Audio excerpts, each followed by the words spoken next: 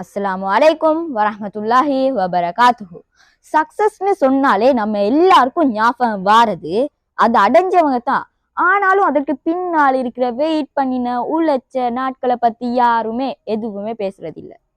Hi, நான் அயாஸ் ஜபி. நீங்கள் பார்த்துட்டு இருக்கிறது சுலைமானியா பால்ஸ். இன்னைக்கு நம்ம கையில இருக்கிற வெற்றியை பத்தி பேசாம மண்ணுக்குள்ள இருக்கிற வேர்கள் பத்தி பேசலாம்னு வந்திருக்கிறேன். ஒரு சின்ன கதை சொல்றேன், கேளுங்க.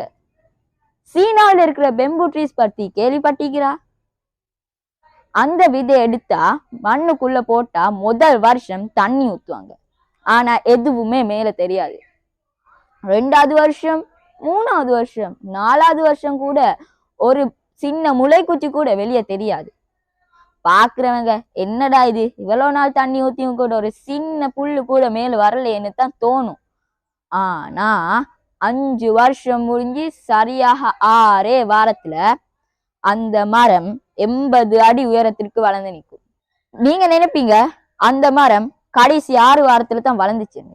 இல்ல, அந்த மரம் 5 வருஷம் தன்னோட இருந்த வேர்களை எவ்வளவு நீளம் கொண்டு போய்த்து பலப்படுத்த முடியுமோ அவ்வளவு ஆழத்துக்கும் கொண்டு வைத்து பலப்படுத்துச்சு.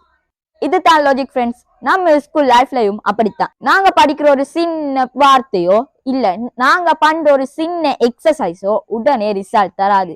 ஆனா தொடர்ச்சியாக செஞ்சுக்கிட்டே இருந்தா ஒரு நாள் நீங்களும் அந்த மூங்கில் மரம் மாதிரி உங்க வெற்றியில உயர்ந்து நிற்பீங்க.